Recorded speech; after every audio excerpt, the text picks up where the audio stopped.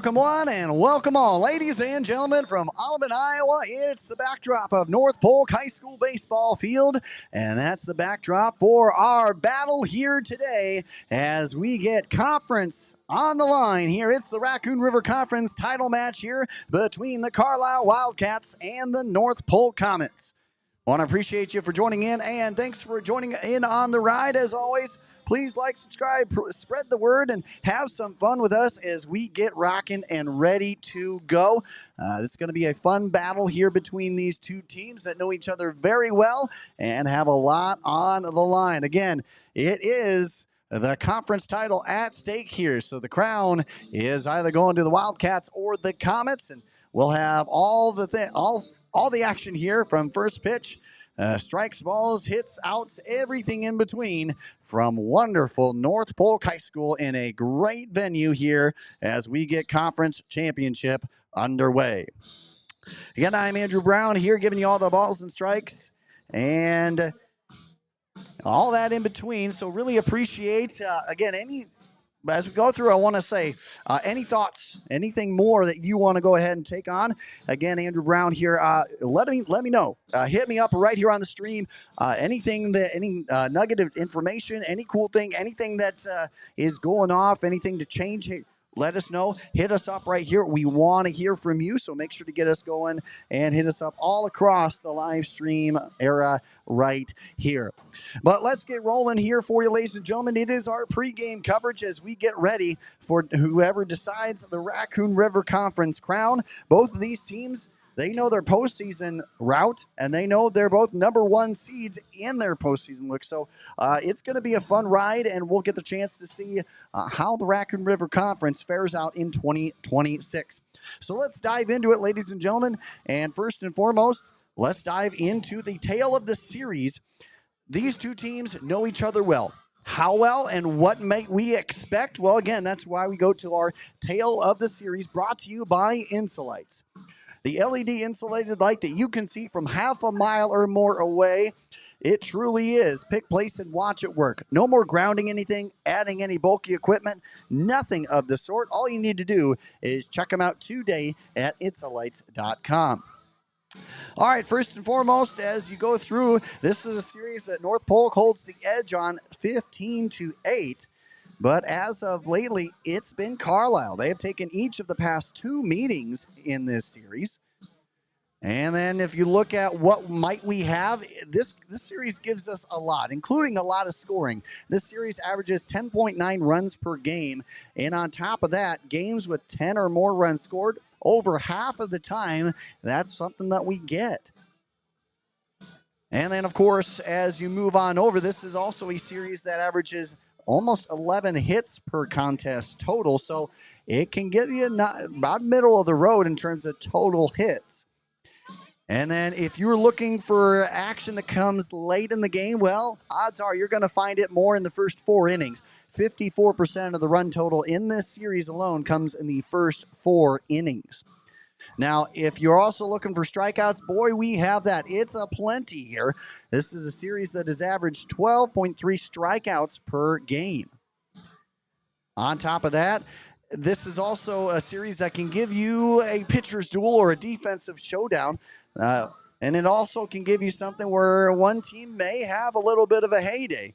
In this series, one team scoring 10 or more runs just 34% of the time. So ultimately, what does that tell us? You're going to get a very competitive game here, and you're going to get two teams that are just not going to let up, despite where their postseason pass will take them, despite where they're looking and what they're going to do. So, again, this is going to be a series that gives us just about everything we could want and more. And then, of course, in this series, North Polk has had a good streak. They've won 12 in a row. That hasn't been recently, of course, though. But the longest winning streak in the series has gone to the Comets at 12 games. And then, of course, if you're the home team, well, generally that bodes well. In the last 10, the home team has won 7 games out of the last 10. And that has been your tale of the series brought to you by Insulites. Again, the LED insulated light that you can see from up to half a mile or more away. It truly is simplicity at its finest. Go ahead and check them out today by heading out to insolites.com. Again, that has been your tale of the series here. We're going to get you out onto the field here once more as teams starting to wind up. But, boy, we know where teams are right now. What's been the road like to get here? And we're going to go ahead and give that to you here when we come back. Coming on up right here on the IA Baseball Network. Oftentimes when you have an injury or fall and you're concerned, your first thought is to go to the emergency room. But with DMOS Urgent Injury Clinic, wait times are often a lot less and you can be seen at a lower cost. If you know that your injury is related to bones, joints, muscles, ligaments, it's a great place to start. From sprains and strains to fractures and even lacerations. We have 3 clinics for urgent injury that you can be seen at, and we have fantastic surgeons that we can consult and refer to when necessary. Student council really was a good opportunity for me to understand myself as an individual leader and understand the best way for me to help other people. Student council provides you with these skills that will last you not just through high school, not just through college if that's something you want to do, but for the rest of your life. It's much better to face those obstacles now and learn how to overcome them so that when they take that next step, they already have some of those skills in place to cope and overcome and become the best version of themselves that they can be. Being in a place where you feel like you belong and finding kind of your voice is so important. By being around other leaders, you really soak up all of that leadership, and it just makes you want to become a better leader. There's people out there who have a capability for change and are willing to go out and create that change. And if I associate myself with them, I'll be a part of that grand scheme of things that's bringing positivity and positive change throughout the state.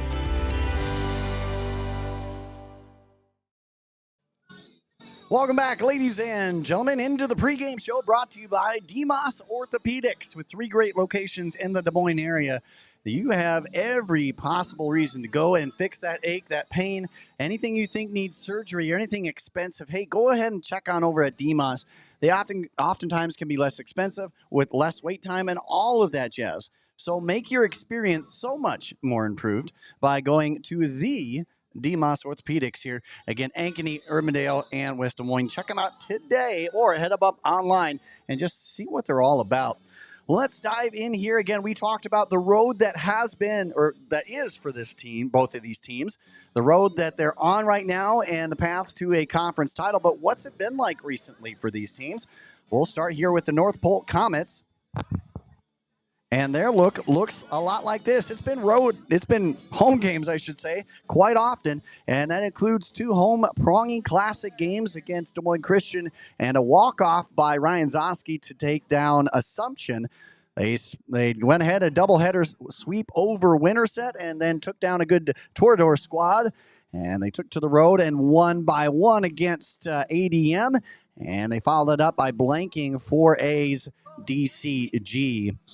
And, of course, moving on over here to the road so far, brought to you by the Batting Donut here for Carlisle. Again, the Batting Donut, if you're looking for a bat weight to help and just make it fun, you got to check out the Batting Donut. They come in chocolate, pink, or blue frosting outsides, and it's a silicone coating with non-scratch silicone coating, and it does a whole lot to protect your bat and help to strengthen your swing, paying homage to one of the greatest breakfast treats of all time. And again, the road so far here for Carlisle, some big things to note here. It's been pretty much win city for them too. They did split against top 10 foe in MOC Floyd Valley, but wins over Ballard, Heelan, DCG, and West Marshall have proven that this Wildcat squad is very much deserving of a potential conference crown as well. So you got 2 teams, as we go back and bring back out here, you got 2 teams who have made it here not by accident. They've made it here because of what they've been able to do. They've been able to really put on great performances week in and week out, and they've had some marquee wins. So they're not here in just flash. They're not smoke shows. They're not here just for good looks. They are here to win, and both these programs, again, high seeds heading into the postseason. And we could honestly, see what we saw back in 2022-23 when it was at state tournament at Dwayne Banks Field, when we saw these two teams battling it out here. So these teams have faced each other in regular season, in opening postseason, sub-state final, state tournament. These two teams have seen each other in every facet imaginable, including weekend tournaments as well. So what we're going to get are two programs that know each other very well, two coaches that know each other extremely well, and we're going to get some great coaching as well as great play. It's just going to be an overall battle that you're going to go ahead and love from start to finish. So again, thanks for tuning in and, as always, making this a part of your day. Let's take a quick break here as we get set and ready. We've got more coming on up, including these team comparisons. What are they looking like? Again, we mentioned they did not get here by accident. They earned a chance at a conference crown, and they're looking to go deep in the postseason. We'll dive more into that when we come back right here on the IA Baseball Network. Hey guys, a lot of ways out there in baseball to improve your game, because it's all about improvement, right? And one of the ways you want to do that is improving your swing. One of the ways to help improve your swing, the batting donut. A trusted weight since 2022, comes in 9 and 16 ounce varieties. This covered in durable non-scratch silicone helped to protect your bat. It comes in a signature pink, blue, or chocolate frosting. Is a great way to pay homage to a wonderful breakfast treat while helping to strengthen, home in, and zero in on your perfect swing. So don't leave it to chance. Go out there, have some fun, and get the batting donut today.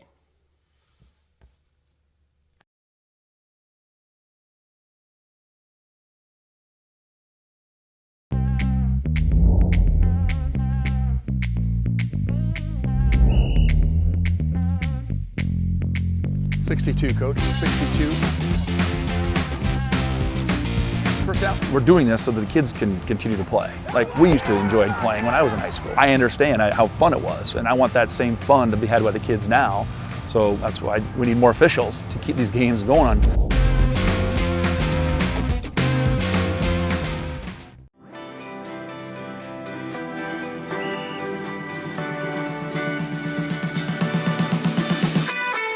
Sportsmanship means doing what's right, treating your opponent with respect no matter the score. The guy across from you works really hard to get to where he's at, so you should respect him, respect all the work he's put in. It always goes back to the golden rule, you know, treat people how you would like to be treated.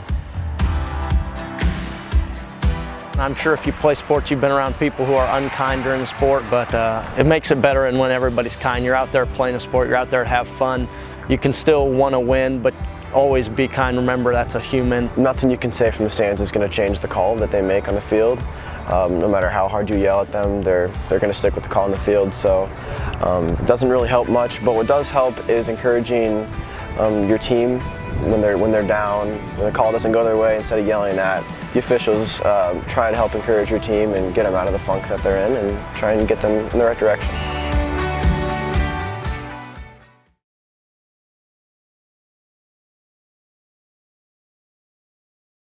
When it comes to protecting your home, you need more than just a contractor. You need a team that you can trust.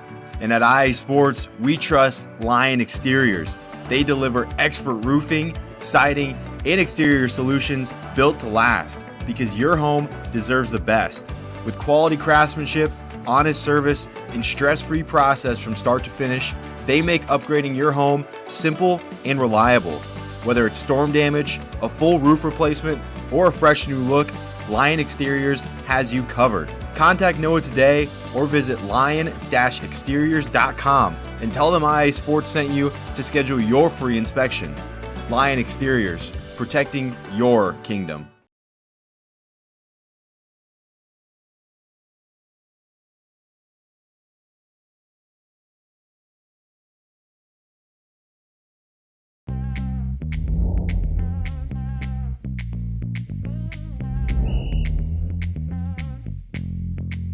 .62, Coach. 62.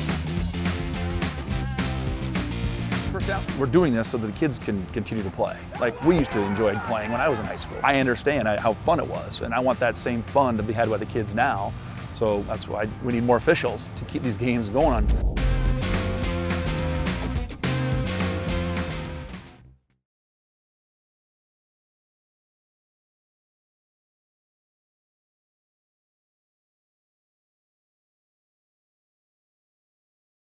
Oftentimes when you have an injury or fall and you're concerned, your first thought is to go to the emergency room. But with DMOS Urgent Injury Clinic, wait times are often a lot less and you can be seen at a lower cost. If you know that your injury is related to bones, joints, muscles, ligaments, it's a great place to start. From sprains and strains to fractures and even lacerations. We have 3 clinics for urgent injury that you can be seen at, and we have fantastic surgeons that we can consult and refer to when necessary.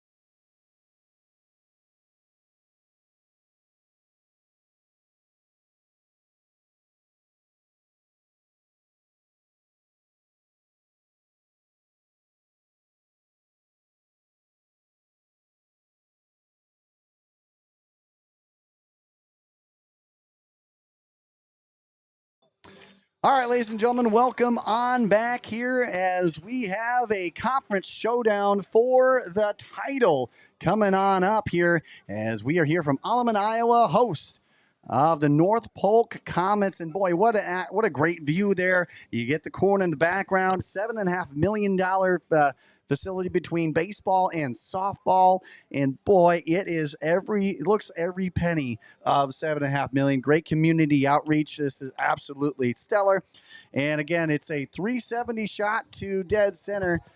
And out there, you got 320 to both foul holes. So this is going to be, if you're going to get it out, you're going to have to muster it out of here. But let's take a look at what is going to muster between these two teams as we look at the team comparison here. And by the way, as we get Quinn O'Brien joining me, my co-host on the broadcast, I will say this is a series. These two teams have just 9 losses combined in the month of June. They are as on fire as any team can be coming in. Yeah, it's really cool when you get two teams like this battling last week of the season for a conference championship. A lot of times those conference races are decided earlier in the year, sometimes this late last week, teams are already maybe looking forward to the postseason, looking at their matchups, who they're going to play first, maybe down the road, sub-state, whatever. I guarantee you no one's looking past this game tonight. That's right. Conference championship on the line. It's going to be a good one. Well, these two teams come in, and they have been historically just great. North Polk will look at them, number 4 in the latest IA baseball polls. And, last year, 21 wins marked their 12th 20-plus win season. And it was a year that started, they weren't sure if they were going to get to 20 wins. They did. And then this year, boy, they're already past that, 23-7. They're averaging right about 6.7 runs scored per game, giving up less than 3, and they are nearly 2 extra base hits per contest. And meanwhile, you brought it up here, Quinn. This is a pitching staff for North Polk that I would be surprised if they don't get some type of nod for best pitching staff in 3A. Yeah, for sure. You kind of look. When you're looking, preparing for a game like this, you might think, we're going to throw this guy, they're going to throw this guy, or they're going to throw this guy. Really doesn't matter who they throw because about everyone on the team has an ERA under 2, with a low whip. So maybe just flip a coin, see who's feeling good tonight. There you go. But no, really, like you said, really, really good pitching staff, and they just got a number of guys that can get it done for them. And they sure do. And, of course, with 184 strikeouts, they've done what they need to do. They walk just a shade over 3 a game, but they have just less than 2 earned runs given up per contest. Meanwhile, you look at Carlisle, they're a bend but not break team. 24-12 last year, 10th 20-plus win season. Again, this is in the bound era. This year, 22-8. They're kind of similar. Of course, they have just a bit more in runs scored, a bit more in runs allowed, but they're exactly the same in extra base hits on average per game this season. They have 217 strikeouts. Their walk rate is just about similar to North Polk's, and their earned run, they're averaging about 3.4 per contest. But again, with that offense the way it is, they certainly find a way to get there, to get the hits, and get what they need to get done. Yeah, they got a couple of guys that can really thump it. Owen Johnson, 6 home runs on the year.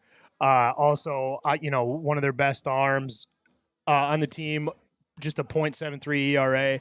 And you look at this team, another strength that they really have is behind the plate. They've thrown out 9 of 18 guys. Nice. Burke behind there. Man. Isaac Burke has just done a great job. So does a really good job controlling the run game. So, and then you look at the reverse of that, they've stolen 95 bags on the year, 95 out of 108 as a team. So Carlisle's going to look to run there, and we'll see if, that has an impact on the game tonight. Well, for sure. And again, no matter what happens, these teams are very confident no matter what they do. North Polk, not the most stolen bases. Again, when we saw them at the Pro League Classic, right around 34 stolen bases as a team.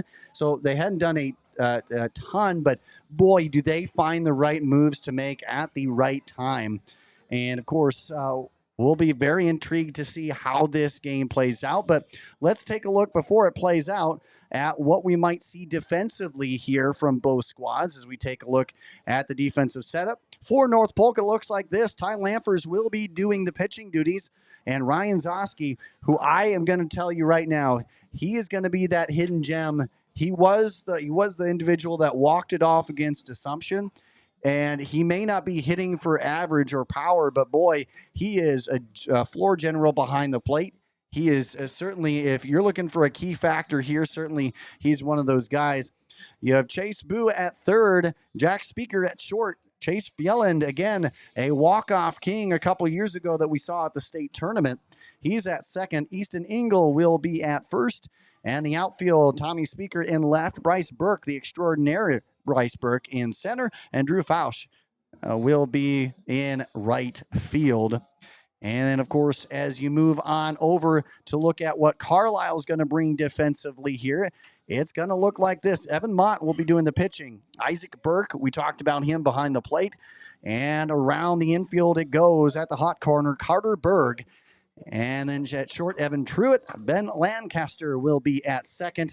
Brett Schnorr will be at first. Caden Campbell will be in left field, and camped out in center will be Trevor Shepard. And the sophomore extraordinaire, Grayson Johnson Myers, will be in right field. And that has been your defense, but let's take a look just a bit here at and the players to watch. We'll start with Carlisle here at Quinn. You mentioned Isaac Burke. I mean, hitting .373, 52 total bases, 31 RBI. But I mentioned also Shepard, a .312 average, 51 total bases. And then there's Owen Johnson. We talked about him not pitching tonight, but this is a guy that if he comes in relief, boy, he can shut the door down. 40 Ks, one of the leaders on the squad. Teams hitting just 0.86 against him. So, I mean, either way you look, you got guys up and down the lineup. Yeah, for sure. Like you said, we'll see if maybe they need to use him in the late innings. He's only allowed eight hits on the year in his 28 and 2/3 innings. So, definitely, no one's barreling up balls on him. So we'll see if they need to use him late in the game. And then, of course, as we look on over to the other side of things here with North Polk, Bryce Burke, we talked about him. We've seen him. He can play infield. He can play outfield. He is kind of that Swiss Army knife that can find a way around the diamond. 53 total bases to lead the squad, 13 stolen bases. He is their stolen base leader. And then Easton Engel, we talked about him, the .367 average, 49 total bases. And again, I do say that the biggest dark horse in this game, I think, will come from behind the plate for both teams. As we talk about with Carlisle and their catching extraordinary, and then Ryan Zoski. Again, he has 196 putouts. That ranks top 6 in 3A. He's drawn 13 walks at the plate. He has 23 runs driven in, so he's done what he's needed to do there.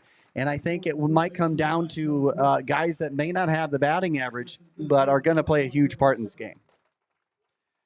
So as we move along here, again, this broadcast brought to you in part by DeMoss Orthopedics. Make sure to check them out today at DeMoss and wherever you can catch them. I mean, truly, it is a great thing. They do great job, great work, all that in between. Let's take a look here at the batting order here. We're going to go ahead and start for the Carlisle Wildcats and the black tops and gray legs, gray bottoms. And of course, we have the red lettering, orange outline on the jerseys and numbers. For Carlisle, Grayson Johnson-Myers will be up first, followed by Ben Lancaster, and then Isaac Burke. We talked about the extraordinaire here for Carlisle behind the plate. In the cleanup spot, Carter Berg, and followed by Trevor Shepard. Brett Shore will be up next. He'll be followed by Caden Campbell. And then Brady McGriff at the 8 hole, and then Evan Truitt will be in the number 9 spot.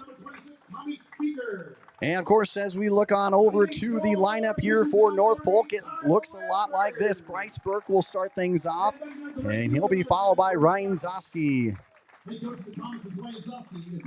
And then it will be Jack Speaker in the number 3 hole. Easton Engel will be batting cleanup. He'll be followed by Chase Fjelland and Chase Boo. And then Joshua Weig will be in the 7 hole spot. Ty Lamfers, the pitcher, in the number 8 hole, followed by Drew Fausch in the number 9 spot. And that is your starting lineup here for both squads. We'll go ahead and remind you that as we go through. But we have a national anthem to get to here. And we're going to take a quick break. We'll be back with more right after this on the IA Baseball Network. Hey guys, a lot of ways out there in baseball to improve your game because it's all about improvement, right?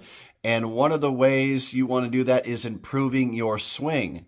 One of the ways to help improve your swing, the batting donut.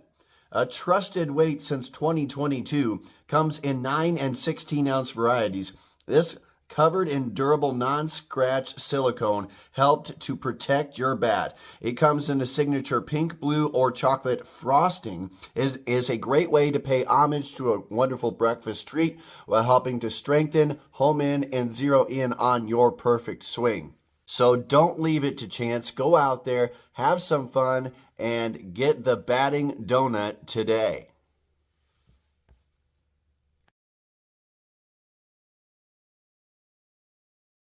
When it comes to protecting your home, you need more than just a contractor. You need a team that you can trust.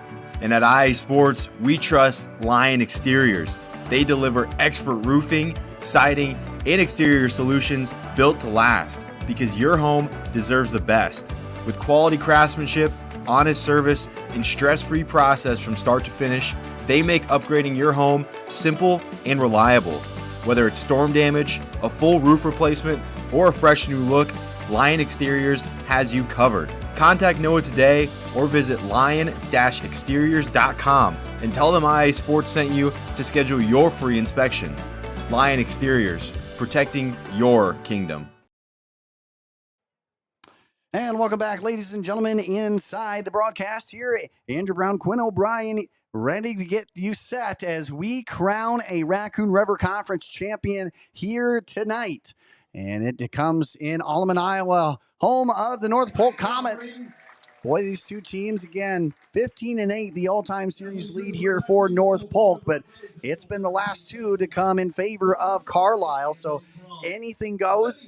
Again, this is a series that averages just about 11 hits per game, over 10 runs per game, and it also gives you nearly 10 strikeouts per contest. So this can give just about anything you could ever want. And boy, as we look towards some keys here, Quinn, boy, how do you go and approach this game? Again, you talk about nobody's overlooking it.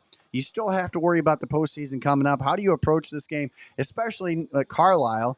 I mean, you come in, you've battled this team before. What's going to be the big key here for Carlisle? Yeah, I think honestly for both of these teams, when you kind of start to look at what they've done this year and what kind of teams they are. They both field it really well. They're both fielding it over 945 clip. They don't make a lot of mistakes. And then specifically with Ty Lamfers on the mound tonight for North Polk, only 11 walks on the whole year. So he's not going to give a lot of free passes.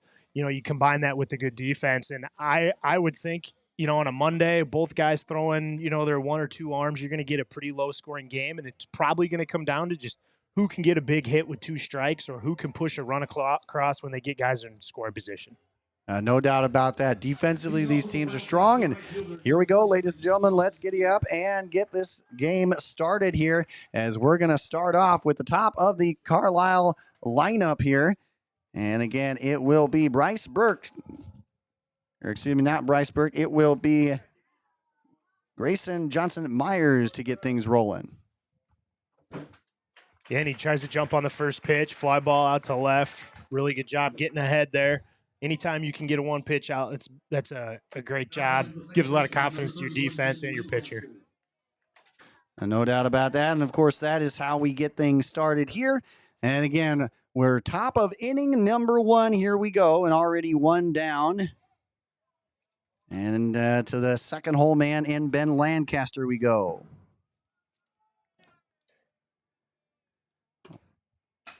That one gets shot out there at left. Good pickup at short, and the fire across the diamond is just in time.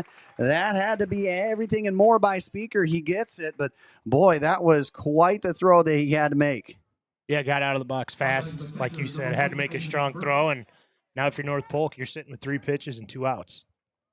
Efficiency here as Isaac Burke stands on up. Takes a look at ball 1 to start off his at-bat. Again, he's the batting average leader, total base leader, RBI leader. So this is the guy that you really want in that prototypical 3-hole. He sends that one out there into left field, and a nice diving attempt, but it cannot come up with it. That will get him over to second, but he's going to try for 3. And the throw in will not be in time, and that'll be safe. And what a way to start things off here for Carlisle. 2 down, but now they have a runner on third. Yeah, he really barreled that ball up. Center fielder made a really good effort. Thought he might get a glove on it, but just out of his reach, and we got a runner on third here, 2 outs. So a pitch runner here for the Wildcats. It will be Carson Nolte, the senior, as now we will go ahead and bring up Carter Berg to the plate as he takes strike 1. So a runner on third already. And again, we're starting things off with some great pitching and great defense. And of course, great hitting. That one in there for strike 2. Ty Lamfers on the mound here for the Comets. Looking to shut the door here. 23 strikeouts for him on the season as the junior. Teams hitting just 170 against him. Here's the 0-2. That one's lightly tapped out there to short. Fire from Speaker will get the out, so they don't have to worry about the triple. Does not haunt them as they get out of the jam. So it goes 1, 2, 3, and 4 here for the Wildcats, and now it'll be time here for North Polk, and they get Burke, Zosky, and Speaker when we do up right here on the IA Baseball Network. Oftentimes when you have an injury or fall and you're concerned, your first thought is to go to the emergency room. But with DMOS Urgent Injury Clinic, wait times are often a lot less and you can be seen at a lower cost. If you know that your injury is related to bones, joints, muscles, ligaments, it's a great place to start. From sprains and strains to fractures and even lacerations. We have 3 clinics for urgent injury that you can be seen at, and we have fantastic surgeons that we can consult and refer to when necessary.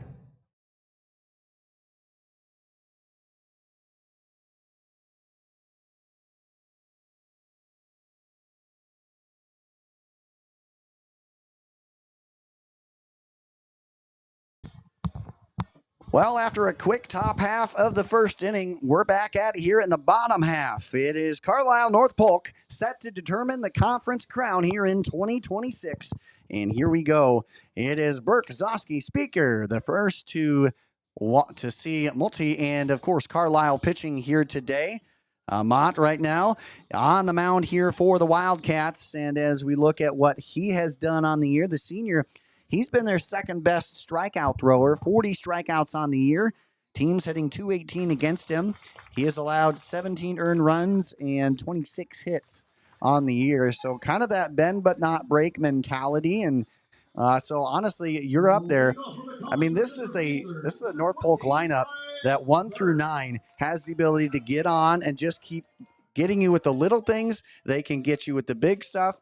They're not the biggest threat on the base pass, but they really haven't had to be. Yeah, and Burke, just done such a good job in that leadoff spot. He hitting 429. He's getting on base at a 561 clip. 23 walks on the year, been hit 5 times, so just finds his way on base. And again, the broadcast brought to you by DMOS Orthopedics. Hey, if you have an ache, pain, something that you think needs surgery, head on over to DMOS first, and it'll be usually less wait time, less severity, all that stuff. They can help you get in and out and make the process a whole lot smoother.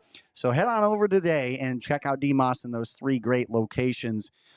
The 2-0 count here, Mott looking to get a hot start here.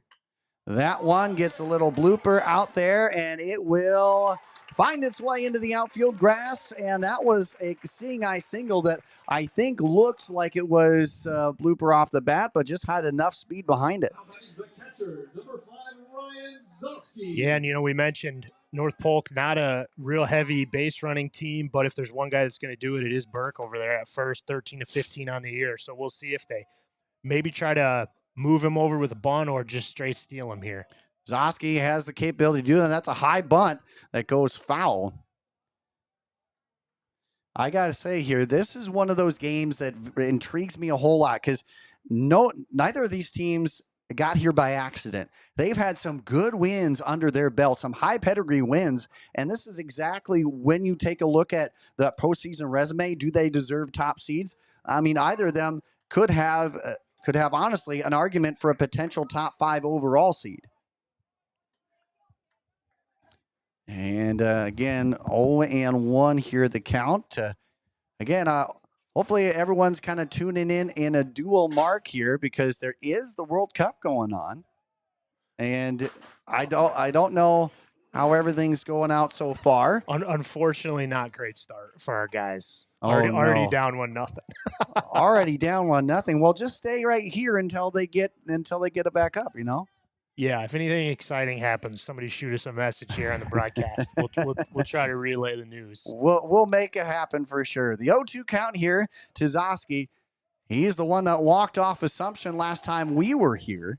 And this is a squad that finds their way. They can find their way into holes, but man, they find their way out of it. I don't think there's a lead that's ever big enough against North Polk or even Carlisle for that matter. That pitch sails up too high as we even up the count here at 2-2. Yeah, and Zosky comes up, and they give him that sacrifice bunt sign, try to move the guy over, and two unsuccessful attempts. Now he's just trying to fight, do everything he can to get on base. That one gets away, and they didn't need to sacrifice him. Right on cue. Right on cue it goes. Brings the count full here. And again, a guy like Zosky, we've seen time and time again, he can take the count deep. He can really work the pitch count, and it's very valuable. It may not show there on the batting average stat line, but he has, again, driven in 23. So if he pokes one into the gap, there could easily be a run here. That one back out again. I talked about it, man. Again, both of these lineups do such a good job of really working that pitch count. And we've seen it a couple times this year where they've had to take some aces deep, and the aces had to leave due to that pitch count. So they almost use it as a weapon. The next pitch, that one also gets sent out of play here, foul. And just enough distance to make it interesting from the softball field, which is behind us. Yeah, a lot of people out to watch baseball and softball tonight. A lot of people out with the lawn chairs. Beautiful night here at North Polk. Man, lawn chair friendly for softball and even baseball, I'd say.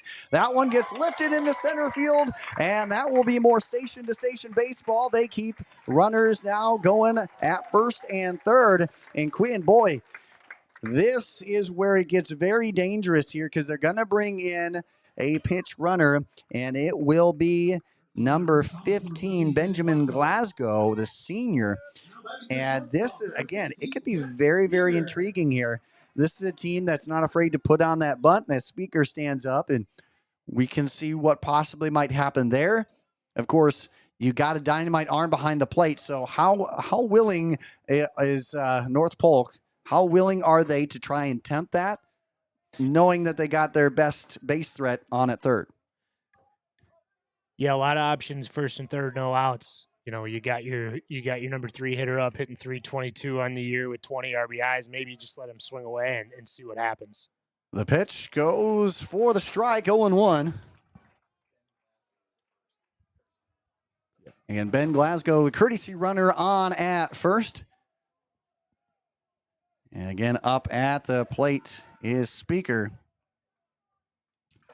That one also in there for the strike. Again, back-to-back singles, and some wild pitches have put runners on first and third. Speaker, again, one of their top hitters on the year. Down in an 0-2 hole.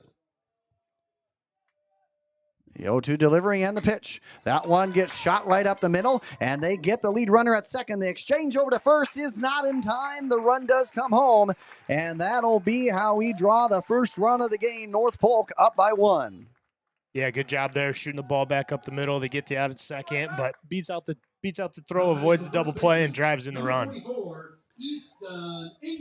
So now is Easton Ingle stepping on up here. This is certainly not far from, this is far from over, just one down here. So as Speaker drives in the run, Ingle will send this one foul here out of play, and we keep rocking here. This is the bottom of inning number 1. Both of these teams have made it to this point for good reason. They have done everything they can to get here, and boy, both of we talked about their road so far. Both of these teams have one combined loss in their last 12 combined games. The next pitch, that one tails up high here for the 1-1 count. And these teams did play way back earlier in the season, and it was Carlisle to take the win over North Polk. That's why we stand here where we do. North Polk and Carlisle 1 and 2 respectively in the conference slate. And now with a 2-1 count here, we've seen Ingle take it deep. We've seen Ingle play some small ball. There's some good versatility out of the cleanup spot. Yeah, Ingle leads the team in home runs with 5, also a real high average guy. So, like you said, can get the job done in a variety of ways, and just trying to barrel a ball up here in a big hitter's count, 3-1. And ultimately, if you're Mott on the mound, I think you just got to be competitive with your pitches right now. I mean, you got to trust the defense that, again, has been one of the best, as that one is a chopper out there to second. They'll exchange it to second, and the throw on to first will make it happen. Heck of a play. The double play ends the threat, and that is how you got to be psyched up for. Man, what a play, and what a way to get out of the jam.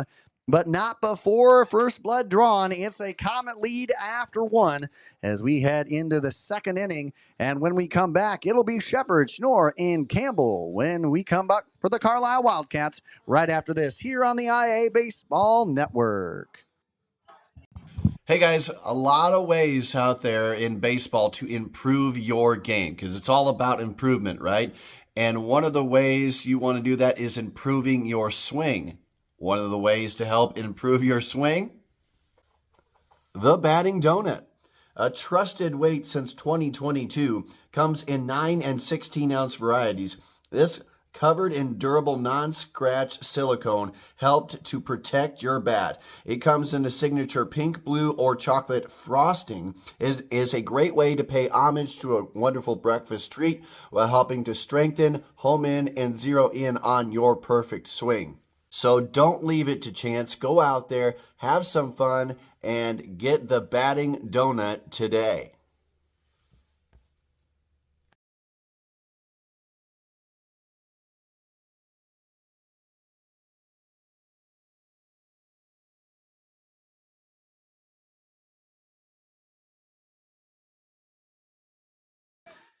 Welcome back, ladies and gentlemen. Trevor Shepard's going to get us kicked off here in the top of inning number 2, as that one gets fouled and out of play.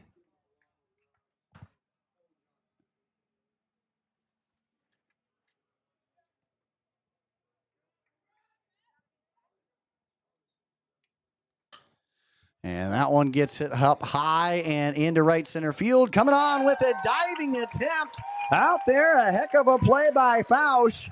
And boy, early action there, as that could have been a danger on the base pass, all thwarted with a Superman-esque type of play. Yeah, great play coming in, laying out, putting his body on the line, getting that first out. And now Brett Schnorr coming on up to the plate.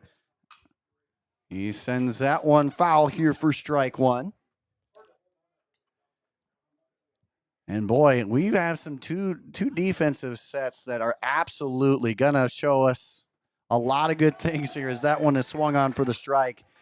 But boy, these two programs, again, they highlight themselves as much defensively as they do offensively. And that brings it to, again, overall sound squads. That one not in there for the strike, about to call it there, but it is deemed ball 1. Yeah, he went with the little slider there, and man, that looked like it caught the corner. Must have just been off the outside. That one did get him to swing through the off speed, pulls the trigger and the string just a bit for out number 2. And boy, North Polk sailing pretty well here in the early goings. That's the first strikeout by Lampers on the day, and Kempel's stepping on up to the plate now. Again, Carlisle did their magic in the first inning with 2 down, and they put a runner on third, but unable to capitalize. They sure would like to capitalize here, down 1. Make that strike number 2. Yeah, and with 2 strikes and 2 outs in the second, this is an unofficial count, but I believe Lanfers is now up to 3 balls he's thrown so far. So just absolutely pounding the zone here. Make it another strike there, and strike out number 2. 1, 2, 3 go. The Wildcats back-to-back strikeouts here for Lampers. And North Polk, they're cooking with Crisco here as they set them down 1, 2, 3. And now we'll bring up the middle of the lineup here when we come back on the IA Baseball Network. Oftentimes when you have an injury or fall and you're concerned, your first thought is to go to the emergency room. But with DMOS Urgent Injury Clinic, wait times are often a lot less, and you can be seen at a lower cost. If you know that your injury is related to bones, joints, muscles, ligaments, it's a great place to start. From sprains and strains to fractures and even lacerations. We have 3 clinics for urgent injury that you can be seen at, and we have fantastic surgeons that we can consult and refer to when necessary.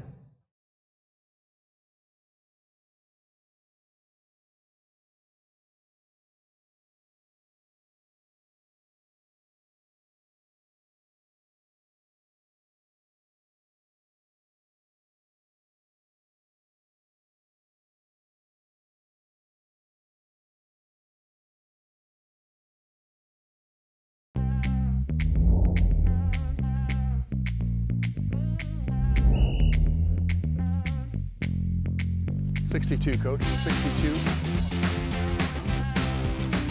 First down. We're doing this so that the kids can continue to play. Like we used to enjoy playing when I was in high school. I understand. Welcome back, ladies and gentlemen. Chase Bjelland is the one to lead us off here in the bottom half of inning number 2.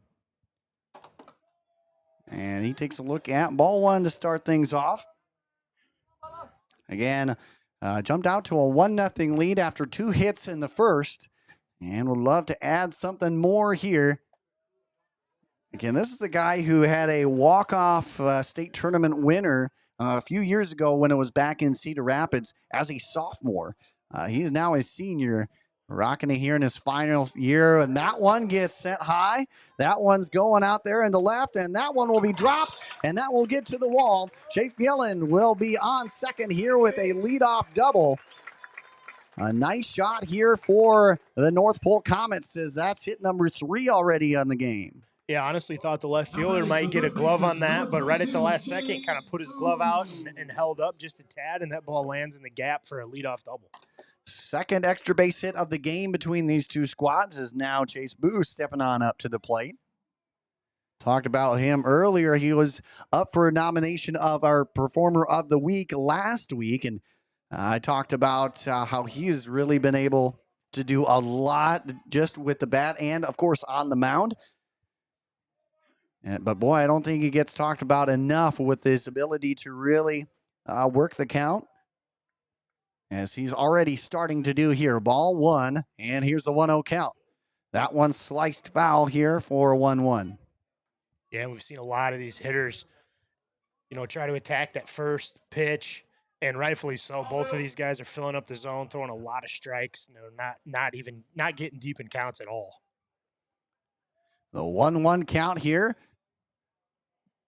Mott on the mound, a 40 strikeout hurler, and that one gets away, and Fjellen will be heading on a lazy trot over there to third. Already, North Polk taking advantage twice, once on a score, another here advancing over to third. And as we have a runner on third, here it's a 2-1 count, and boy, you don't want to get too far behind too early here. That one sails a bit high on him. Yeah, we talked before the game that good defensive teams, pitchers that are going to throw strikes, and it could come down to just a mistake here or there. And already we've seen two kind of either wild pitches or pass balls, depending on who's scoring, I guess, really affect the game. And just the second full count of the game here, as it's a full-on 3-2 count to Chase Boo, a 6-hole man for the Comets. With a runner on third, here's the pitch. That one keeps the at-bat alive yet again. And now we've seen this, I think almost every batter so far, or most of the batters have gone at least 5, 6, if not 7 pitches deep. And we get that yet again. That one, a slice out there and mishandled out there at short by Truitt. That puts one runner on home, and that is how it makes it doubled up in the lead. It's 2-0 North Polk. Yeah, I think that ball was, probably for sure going to score a run anyway with the infield, playing medium to back there, but doesn't make the play at first. And now you gotta, as a pitcher, you really gotta just keep throwing strikes, try to get a ground ball here, try to get a double play. So Boo stands on first. Y now up to the bat. With a runner on first, he'll lay that one down perfectly, and the only throw is to first. And boy, that one was close. They did get him. Yeah, really. I think he, first looked and thought about going to 2 there. May have had a chance. Probably would have been a bang play, and then turned to first and maybe didn't have as much time as he initially thought and lofted it over there. And first baseman did a really nice job getting his foot back on that white bag. Ty Lamfer's now up at the plate. A pitcher-on-pitcher battle here.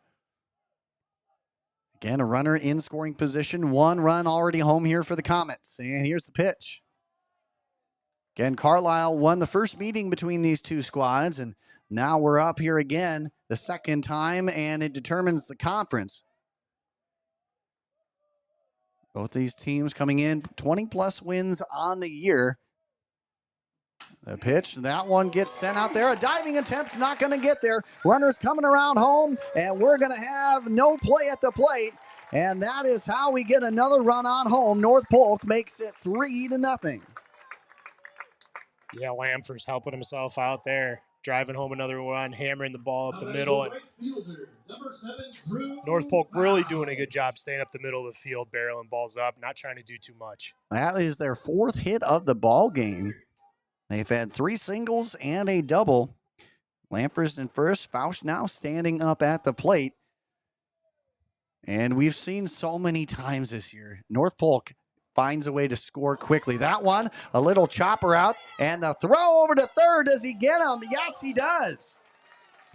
The throw from third will catch him by a step. That was a heck of a play. Yeah, that was a really, really good bunt. Initially, I thought he maybe didn't even have a chance to make that play and should just let it, see if it might roll foul. But Berg comes in, makes a really strong throw, banger at first, and they get the out. Meanwhile, the runner does move on over to second. There is 2 down, and Bryce Burke stepping on up. He singled his first trip. And a guy that really can play the whole field. I mean, we've seen an opposite field hit already from him today. He finds a way to just spray the ball all over the field, find the gaps, and he's a guy that could honestly go 1 through 4 in the lineup and be just as effective. But of course, with his speed, it really makes sense why Coach Zosky puts him in the number 1 spot. Yeah, at this point in the year, 30 games in, you're not hitting 429 by accident. So really done a good job all year. That one can't find the zone here, ball 2. And, of course, Mott just checking to see where it missed, how it missed. Again, this is a game that is for all the marbles in conference. You talked about it. Nobody's overlooking this battle here today.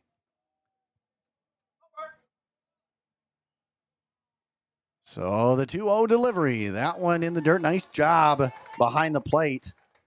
Burke is, again, we talk about his offensive numbers, but he has some pretty good defense there, and it's already helped out. A couple balls have gotten past him, but that's really hard because you get those breakers on turf field like this. That true hop isn't always true. Yeah, a couple balls he probably wanted back earlier in the game. Probably should have maybe put a glove on, but that one, like you said, really hard spinner working to his right, and he got over there quick and kept it in front. Again, you have 2 catchers here today that I'm sure as we go through the rest of the game, will kind of put on somewhat of a masterclass as they have all year about good defensive play and a good defensive ability. That one finds the strike zone on the outer corner. So from a 3-0 count, Mott has done a good job fighting his way back, looking for his first strikeout here in this one. Yeah, and Lamper's out there at second, getting just a massive secondary lead. Might be a situation where thinks he's got, the pitcher timed up really well. Maybe, probably not with 2 outs, but we'll see if he maybe decides to get a jump here. And they're going to throw over. I mean, you had both Lancaster and Truitt basically on top of the bag there. I mean, if you draw that much attention, you have gaps here in the infield that are just massive. And of course, Carlisle knows how to work it pretty well. They have a strong defense, but I mean, if you're a guy like Burke who can find anywhere on the field to hit it, that can be dangerous. But instead, he will draw the 5-pitch walk. He'll find his way on to first. And again, now you have his coming on up will be Ryan Zosky. Again, you have a guy on first. If Zosky gets a hold of another one, I mean, you got 2 guys who can book it around, and this game could get out of hand pretty quick. Janzowski, a guy who is gonna put the ball in play. Only 5 strikeouts on the year, so really battles up there. Goes deep into counts. Not gonna swing at balls. That one chopped right side. Again, 0-1 count. Zosky also has 13 walks on the year, so I don't think he's really in a hurry, especially with this team comfortably up right now. I know it's not comfortable, but the way that they've been playing, up 3-0. That one gets shot on the corners, and the pitch doesn't offer on that one. 1-0 the count. And again, another situation with 2 outs, first and third, where maybe you do, maybe you run a leave early, or you steal, try to get some guys moving. See if you can scratch another one and make it a 5-run game. So a 3-0 count here is, I think we have some celebration here. We do have a goal for the United States men's team. All squared up. All squared up now. Here we go, boys. Here we go. So just an update for all you FIFA fanatics out there. That one's sent out of play here for the strike 1. And I got to say, I've been to a number of high school games in my day. I cannot remember this many foul balls leaving the park. I don't know if this concession stand has like the quarter or free popsicle Well, or it something if should. you bring a ball for a kid? Because if there is, Andrew, I might have to start chasing some of these. I Run mean, over and get something to eat. if you're not here all of a sudden, we know why. We know why. As we come back with a 2-2 count here, and it is Speaker already has a sacrifice RBI under his belt. And another hit would plate. Another runner is taken off. There will be a throw, but that'll be cut off. So a stolen base here credited for the Comets. Yeah, that was interesting because I think the runner at third was pretty content on staying there. If they talk there, let that ball go all the way through, I think they might have a chance of just throwing him out and ending the inning. But they run the cut play and really want to keep that guy at third base. Speaker will draw the walk here, and the first bases loaded situation we've had all day. It comes with 2 out here in the bottom of the second. And going to have a conversation here as Easton Ingle stepping on up, and Coach Scheitland coming out. And boy, is this the time? Do you pull him early? What's the string? What's the length of the rope here, the leash? And it does look like he is going to come out of the game as I speak. And honestly, Quinn, I'm okay with that. Yes, he is your second best or tied for your best in terms of strikeouts on the year, but you really don't have a lot of wiggle room, right? This isn't a doubleheader to win it here. You have a 1-game slate, and it's just going to be tough. You're already down to a squad that has already 5 hits, 4 runs home. Yeah, it really looked like it. Just wasn't his night. He wasn't really fooling anyone. They were barreling up balls and loads the bases here. Like you said, it's already a 4-run game. You want to keep this as close as you can, and they're going to go to Brady McGriff, bring in just a completely different look with the lefty and see if they can't get out of this inning. And, another thing to keep in mind, in a game like this, when you get to the last week of the season and you start to plan out your pitching for the rest of the week and your first postseason game, you don't want to extend a guy that you're going to have to use in the, maybe your first round or your second round game. So all those things going through the minds of the coaches here. And of course, as we take a look here, Belgium has gotten the lead here, 2-1. They score in the time we were celebrating. They went ahead and scored. So again, the U.S. down once again by 1 here to Belgium. But as we sit here, again, we talk about McGriff. The lefty has just 9 innings under his belt, the 3rd fewest of any pitcher on the roster here for Carlisle. He does have 9 strikeouts, so he's been fairly efficient. Although the one thing we do have to look out for is despite him only allowing 1 walk, he has allowed 10 hits. So this is a guy who pitches to contact. This is a North Polk squad that loves contact. So this is the battle that I love to see. The battle within the battle here, the battle in the game. As he gets his final warm-up pitches in. And Ingle represents batter number 9 of the inning. So they have a chance of batting through the order here. With bases absolutely juiced, full of Comets. And Ingle, again, the home run leader on this squad, has a chance to do something big here. Already up 4-0. That one's sailing a bit high on him, ball 1. Again, where are you hearing us from? Where are you catching this broadcast? Really appreciate you joining in. Who are you cheering for? And who do you think? Who's got the conference crown here? Is that one swung on for the strike? And right now, as it sits, North Polk in a strong lead. But of course, 4 runs is certainly not enough. You ask Coach Oski, not enough against this Carlisle squad. That one gets lifted out there into left field. That's traveling. That's going. That'll be over his head. That plates 1 for sure. We get another runner coming around third, and he'll be booking it on home, and that is 2 more plated off the bat of Easton Ingle. Yeah. North Polk is just hitting the ball tonight. Big time hit there by Ingle, just driving that ball to deep left and just out of the reach of the left fielder, but with 2 outs, all the runners are taken off, so all 3 of them easily score, and, now it's a 7-run game, and you're not out of this thing yet.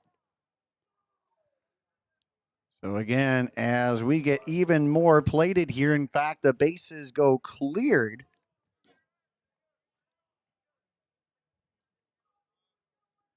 It's already a 7-0 margin, 6 hits here for the Comets.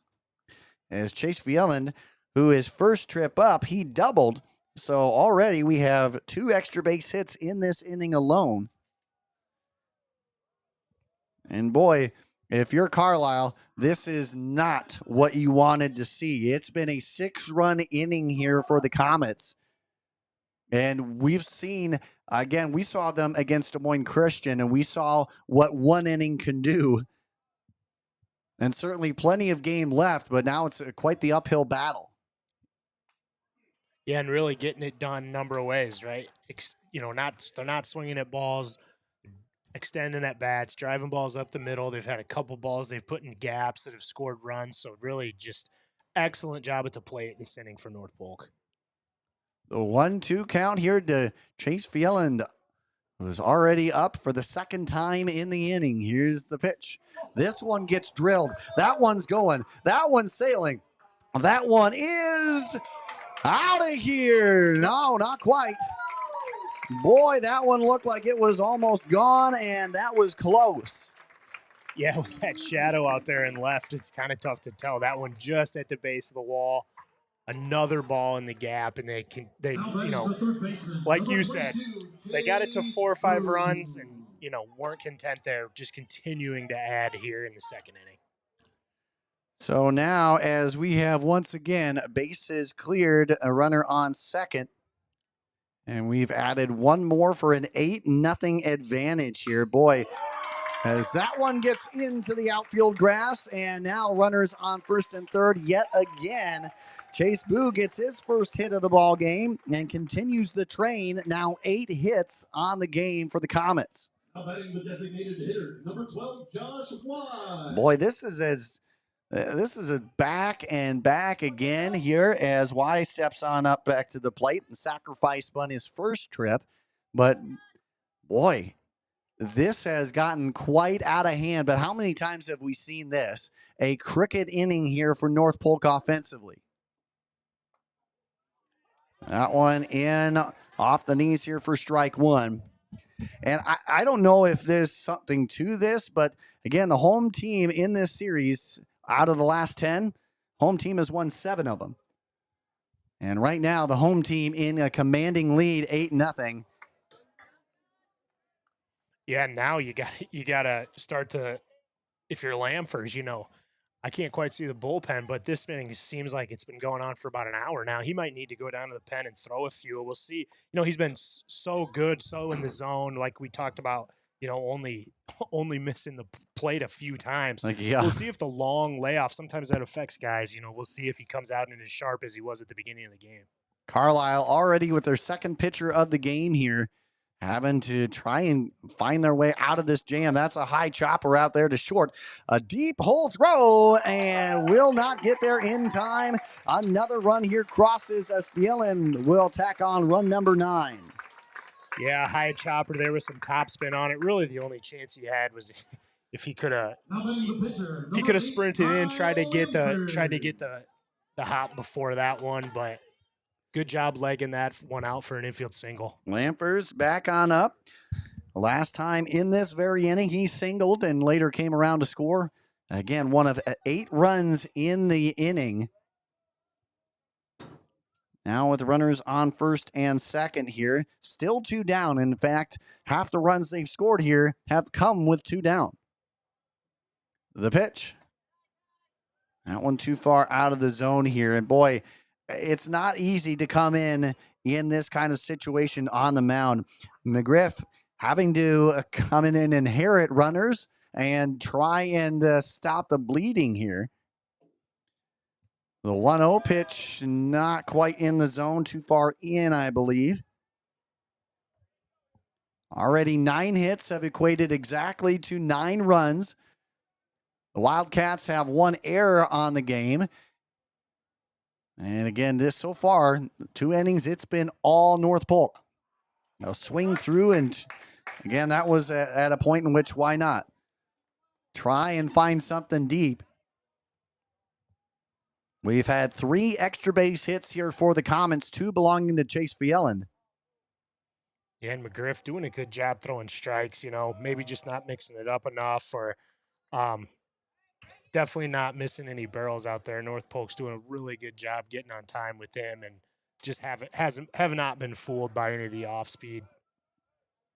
And when you constantly have to be in fastball counts, that's, again, where a lot of teams thrive.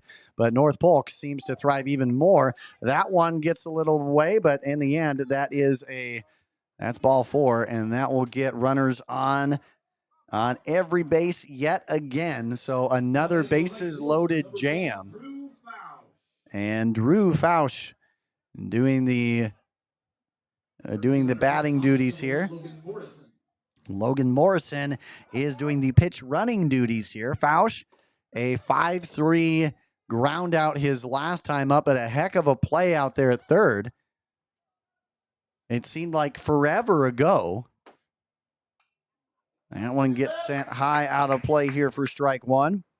Again, we are not, I want to say, vacant of long innings. In fact, when we were in Waverly, game 2 of that doubleheader witnessed a 45-minute first inning. Right now, we're getting close to that. That one gets away, and we will have a runner and a play at the plate. The tag not in time. Yeah, a little hesitation there coming home, but ultimately decides he kicked away far enough, and close play there, but they scratch another one to make this a 10-run game. And boy, with that, now the clock ticks even faster here, because you, again, if they add 5 more, then it's just 3 innings that they have to work with.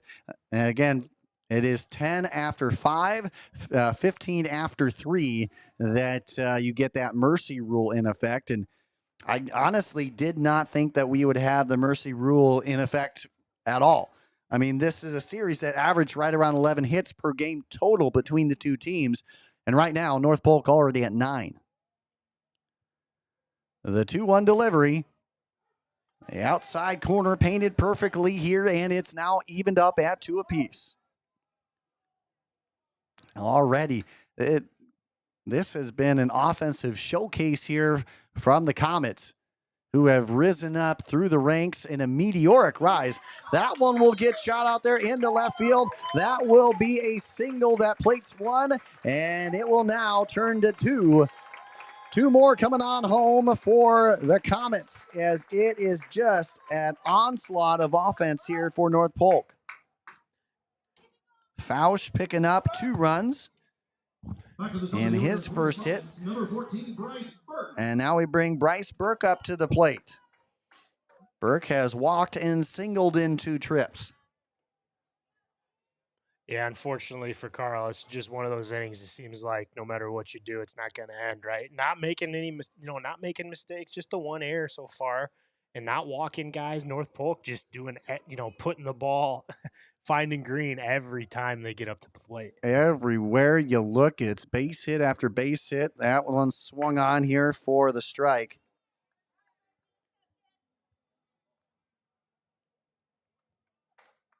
Eight hits in the inning alone. It has been hit after hit for the Comets. That one in off the hands, ball 1. Very uncharacteristic like to see these two teams battle, but because again, just 34% of the games in this series has one team scored 10 or more runs. So it doesn't happen a ton. That one gets hit foul left side for strike 2. Yeah, we might have to do, I believe before the game I said I thought this would maybe be a low-scoring game. So if we could go back, maybe do a little editing post-game. Yeah, in post, we'll make sure that this is changed. We'll be better predictors at that point. I don't think anybody saw this one coming. Already a 12-0 advantage here. 10 hits for the Comets, 8 of which have come in this inning. That one keeps it at a 1-2 count. And you know, as a coaching staff and as players here for the Wildcats, they're certainly capable of going the distance. They're certainly capable of adding a lot on. But man, the sheer mountain that they have to climb, I mean, that's something that's really hard to muster.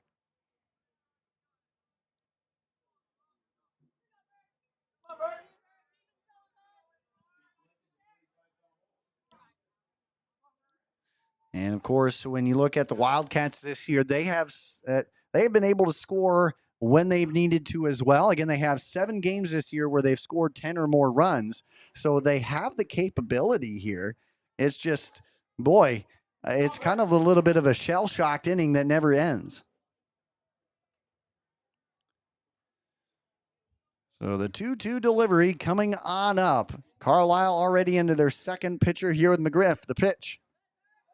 That one, nice job by Burke behind the plate, stopping that one. And again, the subtleties here, Quinn, is, that could have easily been another runner in scoring position, yet good job to keep it in front of you. And I think that you got to give credit here where credit is due, even though the Wildcats are on the tail end of a 12-0 disadvantage. Yep, full count, 2 outs here. Runner will be moving on the pitch. That one laced, and a nice play. The throw, the flip, and it's not going to connect. Boy, that would have been a really tough play anyway to make. Boy, that was just hugging the second base bag on that left side, and that was a long way to run, and that could have been a Derek Jeter type of play. Yeah, shortstop moving to his left. I'm guessing he was going to be the one moving that way on the pitch, and I thought he could maybe flip that to second. Probably, had in the back of his head with the speedy Burke at the plate. He didn't have a play at first, so tries to make the flip, and unfortunately they just can't handle it. And we got another conference on the mound here. Looks like they're going to go to their third arm of the game. Already here through just now, not even 2 full innings, we'll have a brand new pitcher to talk about as the inning of extraordinaire for North Polk continues on, and we'll be back to give you more when we come back on the IA Baseball Network. Student council really was a good opportunity for me to understand myself as an individual leader and understand the best way for me to help other people. Student council provides you with these skills that will last you not just through high school, not just through college if that's something you want to do, but for the rest of your life. It's much better to face those obstacles now and learn how to overcome them so that when they take that next step, they already have some of those skills in place to cope and overcome and become the best version of themselves that they can be. Being in a place where you feel like you belong and finding kind of your voice is so important. By being around other leaders, you really soak up all of that leadership, and it just makes you want to become a better leader. There's people out there who have a capability for change and are willing to go out and create that change. And if I associate myself with them, I'll be a part of that grand scheme of things that's bringing positivity and positive change throughout the state.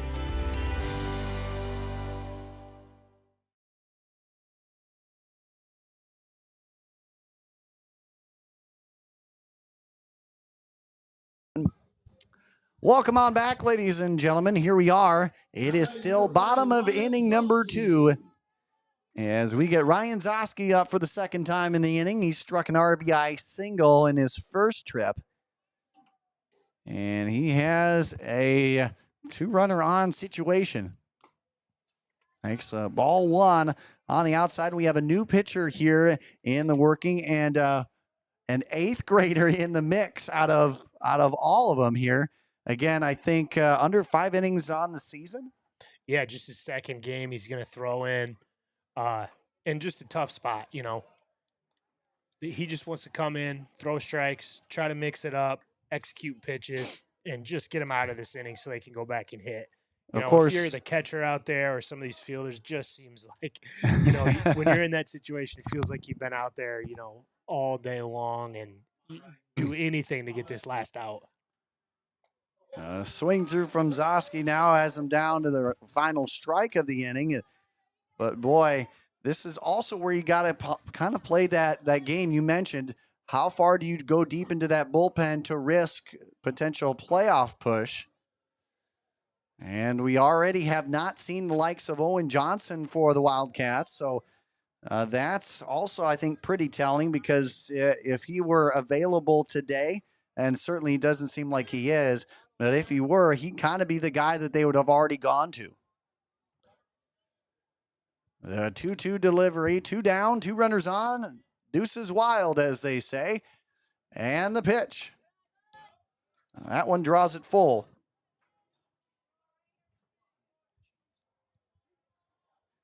And it does not seem like, by the sounds of it again, that we will get Owen Johnson coming in. And of course, Quinn, that's a huge loss in a game where you're trying to take the conference. That one, a slow chopper out there to first, and it gets away. That plates one more runner coming on home, and the throw is not going to be in time. So Zoski with a seeing eye single there plates another one. It's now a 13-all ball game here for the Comets. Yeah, and just yet another ball that just misses a glove. And it seems like they've already had 6 or 7 of those hits just this inning. They're just out of the reach of the defender where they could have made a play. So now we have runners on the corners here. Speaker back up for the second time in the inning. He's had an RBI and a walk in 2 trips. Comet shortstop looks at ball 1.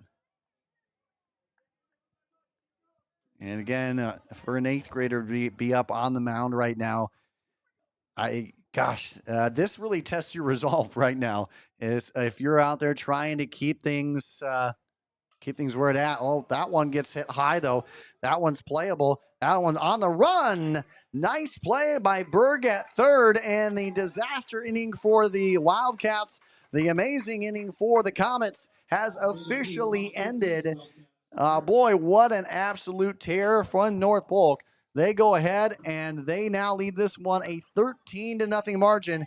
And for the Wildcats, their climb up the mountain will start with 8, 9, and 1 when we come back here on the IA Baseball Network. Hey guys, a lot of ways out there in baseball to improve your game because it's all about improvement, right? And one of the ways you want to do that is improving your swing. One of the ways to help improve your swing, the batting donut.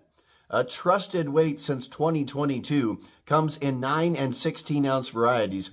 This covered in durable non-scratch silicone helped to protect your bat. It comes in a signature pink, blue, or chocolate frosting. Is a great way to pay homage to a wonderful breakfast treat while helping to strengthen, home in, and zero in on your perfect swing.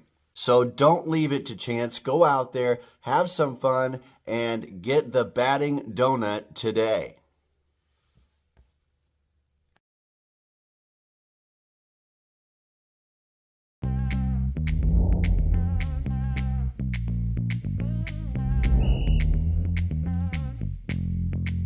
.62, Coach. 62.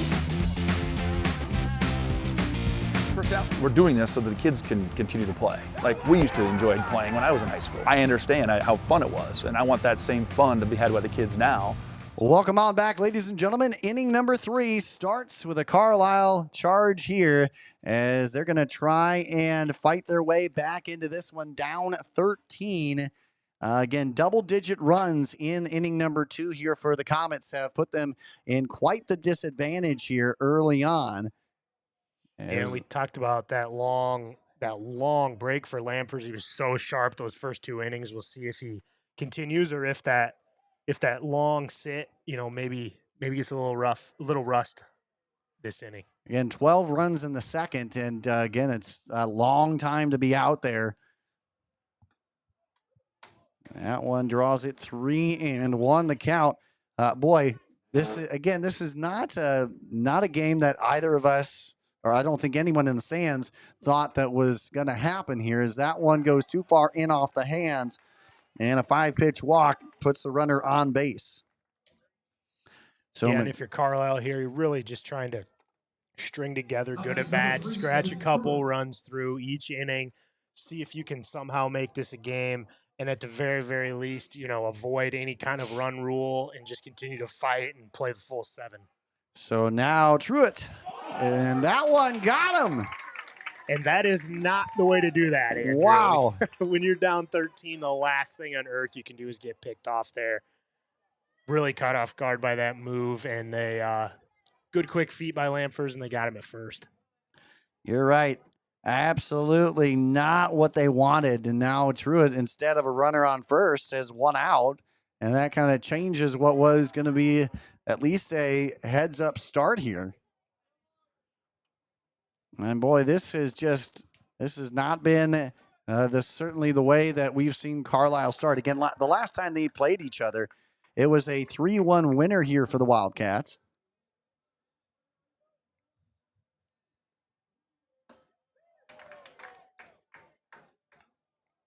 And so as you go down the lineup here, I mean, everybody's going to have to kind of put things in gear as that one gets lifted out there. Shallow left center field.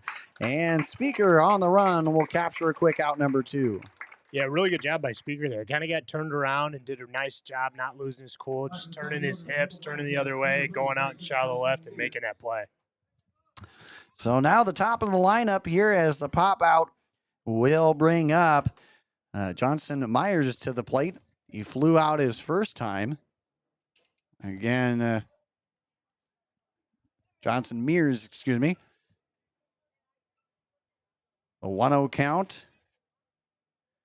And again, Johnson Mears, we talked about him. He's the leading stolen base earner on this squad. So they certainly would like to get him onto the base pass and try to get something working. Right now, they have just 1 hit. They do have 2 errors on the day. And that one got a duck out of danger for that one. It's now a 3-0 count. And of course, if you're Carlisle, this is the guy you really need onto the bases. Yeah, we talked about before the game, Carlisle does have a number of guys that can really run as a team, 95 on the year, so pushing that 100 stolen base mark. And yet, as a coach, when you're facing a team that likes to run, one of the best ways to shut down the run game is score a bunch. It's tough to run. It's tough to run when you're down at all. But when you get down double digits, it really just kind of shuts that run game down and limits what you can do offensively on the bases. So Johnson Mears heads on in his first trip to the base pass via walk, and now Lancaster up at the plate. Ground out victim, his first trip up. Again, we've started with the walk, but then a pickoff successful as Lanfers again throws back to first, almost gets him there. This is a tough team here in North Polk, and they're showing it in every single way today. Again, another attempt, no go. Boy, you're right. The outs are now so precious here for the Wildcats, even more so than they've ever been. And that was, again, thanks to a 12-run Comet bottom of the second. And I think you're starting to see it just a little bit here. Lanfers, again, we mentioned, verging on an hour since the last time he had pitched coming into this inning. And that's a tough call for anybody to come back. He does dial in the strike there and evens it up at 1 apiece. But 11 hits for the Comets. Wildcats trying to add on to their 1 so far. The runner is taken on off. There will be a throw, and the play will not be in time. It will be a successful stolen base here. Johnson Mears will pick up the stolen base, and again, number 96 on the season. That marks it number 24 for the junior. And they kind of needed that. And now as the count draws to 2-2, they're trying to extend the inning, trying to get something rolling here. And the runner will take off to third, but he'll be heading on back as that one's fouled back out of play. Yeah, Johnson Mears out there really doing a good job timing up. Lamfer on the mound getting really good jumps. But, if you're Carlisle, at the end of the day, you got to put together a lot of really good at-bats and just try to move guys around station to station. No one's going to hit a 13-run home run. So, and that one will get the strikeout here. It's strikeout number 3 here for Lamfers on the day. And it ends the Carlisle third. And with that, more of a resounding and commanding lead here for the Comets as they get their crack at it once again in the bottom half. It will be Ingle, Fjelland, and Boo when we return right here. It is the game to win the Raccoon River Conference. We'll be back after this.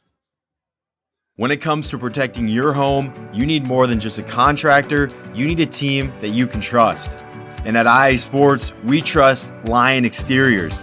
They deliver expert roofing, siding, and exterior solutions built to last, because your home deserves the best. With quality craftsmanship, honest service, and stress-free process from start to finish, they make upgrading your home simple and reliable. Whether it's storm damage, a full roof replacement, or a fresh new look, Lion Exteriors has you covered. Contact Noah today or visit lion-exteriors.com and tell them IA Sports sent you to schedule your free inspection. Lion Exteriors, protecting your kingdom.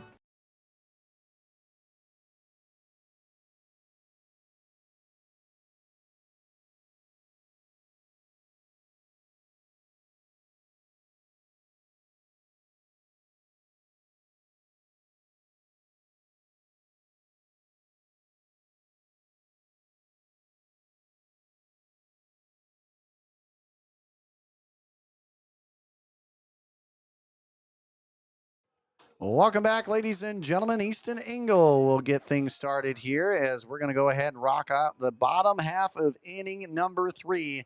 Engel so far has gone 1 for 2, doubled, and sends that one high into left field. Near the warning track it goes, and that will be caught. Heck of a play out there as that got him all the way, and a falling attempt into the shadow out there in left. Yeah, I think with that ball off the bat, he thought he was kind of going to camp under it, and then he just kept drifting, and then all of a sudden he's on the warning track and falls over to make the catch. But man, what a big out for the young pitcher out there to get that leadoff guy after last inning. And now another extra base hit threat, Chase Vieland, who has done nothing but hit for the entire game, as that one got sent into the dugout, it looked like. Yeah, heads up over there. I mean, had a couple times where we've had shots that are right into the dugout, and obviously if you're tuned into the game, you have a better chance of avoiding that.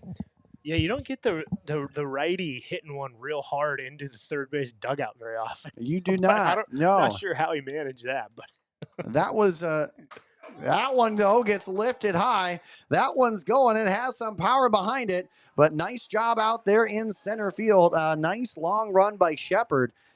Boy, the ball is just coming off the bat for North Polk like lightning. Now batting number 22, Chase Boo. Yeah, might have caught that one just a tad off the end of the bat, but did put a good swing on it on a ball up in the zone and stayed in the yard. And Carlisle, nice job getting 2 quick outs here. Chase Boo has reached twice, once via error, once via single.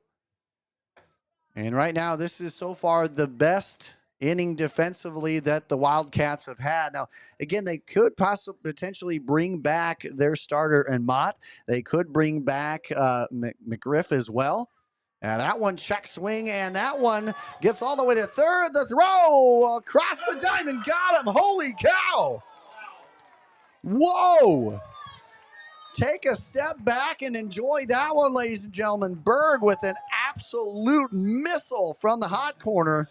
Off a check swing nonetheless, and it gets out number 3. Yeah, nice strong throw over there from almost foul territory to get the out there. Really, really close play at first. That's definitely circling in the scorebook.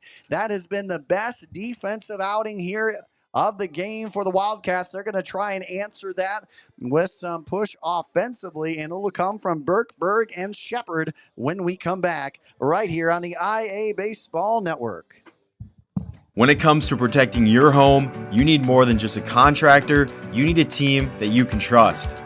And at IA Sports, we trust Lion Exteriors. They deliver expert roofing, siding, and exterior solutions built to last, because your home deserves the best.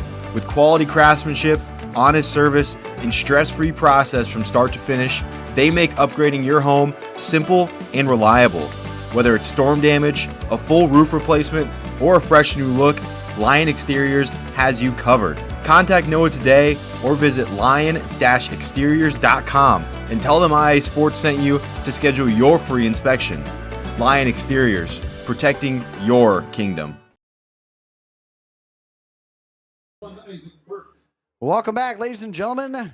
We got Isaac Burke starting things off here as we go ahead and bring you the inning by inning look here Again, 11 hits for, as that one, though, gets lifted into left field, and we got to take just a quick pause as Burke, first push ambush style, and gets his first trip onto the base pass here in the fourth, his second hit overall. Yeah, really good job jumping on the first pitch there, driving it in the left. Again, North Polk leading the hit column 11-2 now, 13 runs for the Comets. Again, a 12-run second helped to give them the big edge here in this one. And now Carlisle with a runner on first, and we'll see what the leeway is. Because honestly, here they need to get runners in scoring position, but how much do they want to risk that when outs are so precious? This one by Berg gets hit up high. It will be one for Zoski, and he'll catch it near the fence. Yeah, nice catch by Zoski there, all the way back to the netting. And the pop-up behind the plate now leads way to Trevor Shepard. And Shepard flew out his first trip. Still a runner on first, and trying to get some advantage going on here, because again, if they don't score, the 10-run rule would be in effect. That one out there into right field, trying to fight the sun, and he will, and he'll capture the out as Faust will get out number 2. Now batting number 19, Brett Schnoor. And now Brett Schnoor stepping on up. He's a strikeout victim who would love to add on. He had a pitch down and away by Lamfers to get him out, but he sends that one out there into center field, but that will be right at Burke for the out. As just a couple steps to his left to end the threat here for the Wildcats. So they go down despite a runner onto the base pass, nothing else happening. And now we head to the bottom half of the inning. And when the Comets come on back, they'll look for 7, 8, and 9 to do some more damage right after this. Hey guys, a lot of ways out there in baseball to improve your game, because it's all about improvement, right? And one of the ways you want to do that is improving your swing. One of the ways to help improve your swing, the batting donut. A trusted weight since 2022, comes in 9 and 16 ounce varieties.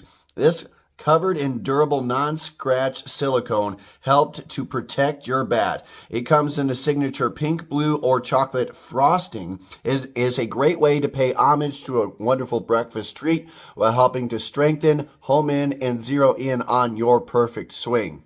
So don't leave it to chance. Go out there, have some fun, and get the batting donut today.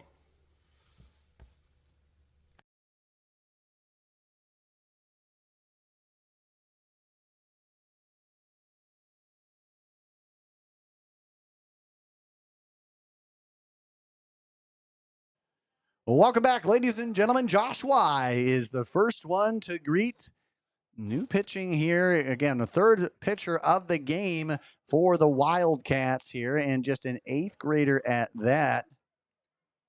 Yeah, and if you're North Polk here, you really want to try to keep your foot on the gas, push 2 across here, try to end this game early, save some pitching, and get yourself off to a great week headed into postseason next week. Wyckoff will go ahead and, not intentionally, of course, but he will hit Y, as Y will get onto the base pass for the second time here in this one, as he will be hit by pitch. And now the leadoff batter here for the second straight inning, and the North Pole Comets. As we have now a new batter here in Chase Jetman. We saw him at the Prongy Classic, his first trip onto the base pass, or at the batter's box here in this one, with a runner on first, and gets the strike here. And Jetman has a solid year going himself. Not in the starting lineup, but finds his way here in the fourth. And the fire, that will be just about letter high. We'll get the strike in there. Now make it 0-2. And Wyckoff doing a good job mixing up his pitches here, working both sides of the plate, spinning that pitch up in the zone, working it inside, outside. So doing a good job coming into a tough situation here. Jetman will swing through that one, and the ball gets away on the exchange over there to first, and now we have a runner standing on second. As the slide through will put another runner in scoring position, and that's been the theme all game long here for the Comets. They've not had a single inning without a runner in scoring position. So Y stands on second. And now we're to the bottom of the lineup in Fausch. Yeah, I think we're going to have a pinch hitter here, number 6, Cooper Alba, the senior, into the game. Just his 12th at bat on the year. And he sees ball 1 in his first pitch. You see Coach Sosky dipping a little bit into that depth here as he has a comfortable 13-run lead to work with. Swing through there, and we now dive it into a 1-1 count. Yeah, for those who still into the FIFA World Cup, it's still a 2-1 disadvantage here for the United States men, trying to get to the furthest that they have ever gone since, I think, early 2000s is the last time that they made it past the round of 16, I believe. 1-2 count.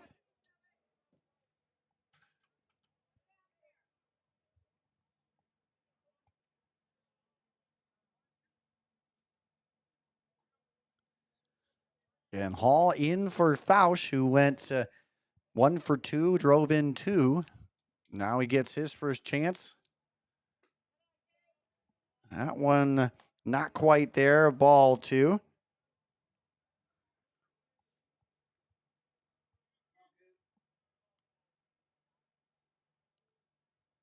Not too many varsity starts here, varsity action here for Hall, but he gets it in a chance as he sends that one right side, but that'll be caught out there by Johnson Mears. And a nice play to keep him at second. And boy, again, the thing about it is here, Quinn, the Comets only need 2 to win this game early. Yeah, nice piece of hitting there by this senior, driving that ball on the outer half to right. Unfortunately, right at the right fielder. But again, really good job by Wyckoff coming into this game in a tough spot, throwing strikes. Going not putting guys on. He's getting outs and just competing. And, you know, when you're only an 8th grader, to get this kind of experience this early, he's going to be a name that we're going to want to watch, for Carlisle, to just think they got him for the next 4 years. So, if you're Carlisle, this game might not end the way they want it to, but at least they can take that away. Again, he comes in, just a handful of strikeouts in varsity action. That one gets sliced right side, but that will be count out there by Johnson Mears as he will capture out number 3. And again, some early, quick pace here in the middle innings as we go. The top of the inning, bottom of the inning goes by quick as we now get to move on into a brand new inning, the 5th coming on up. And for Carlisle, they're going to try and answer back with Schnorr, Campbell, and McGriff when we come back right here on the IA Baseball Network. New pitcher, too. Oftentimes when you have an injury or fall and you're concerned, your first thought is to go to the emergency room. But with DMOS Urgent Injury Clinic, wait times are often a lot less and you can be seen at a lower cost. If you know that your injury is related to bones, joints, muscles, ligaments, it's a great place to start. From sprains and strains to fractures and even lacerations. We have 3 clinics for urgent injury that you can be seen at, and we have fantastic surgeons that we can consult and refer to when necessary.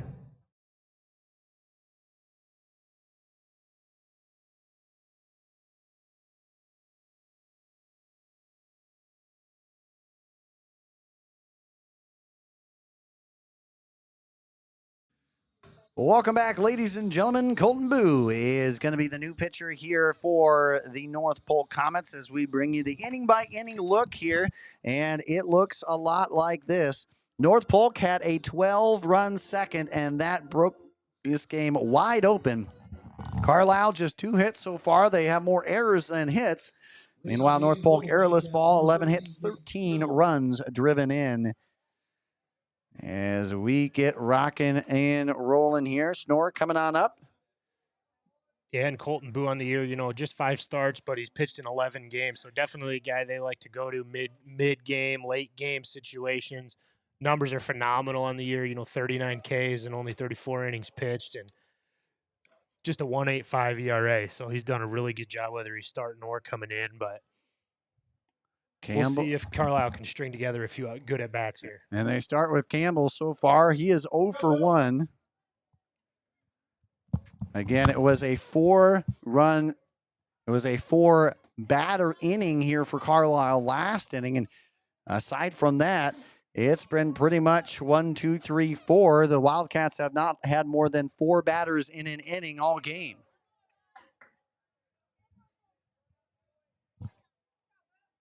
So we draw the count all the way full at 3-2 to the leadoff man here in the inning. And a swing through, as that's the first strikeout from Boo in the game. And boy, it's the guy that comes on in, and he's the guy that could potentially shut the door here. As first strike here, and again, he comes in relief of Lamphers, who struck out 3 through 4 innings worth of work. We're into the 5th here, and now we move on to the pitcher coming up, and Wyckoff, I believe, right back up at the plate now. That one will be sent out of play. Back it goes. Again, we have a trivia question here for you guys, and a chance for you to win a free batting donut batting weight. And we'll give you that coming on up. That one not in there for the strike 1 and 2.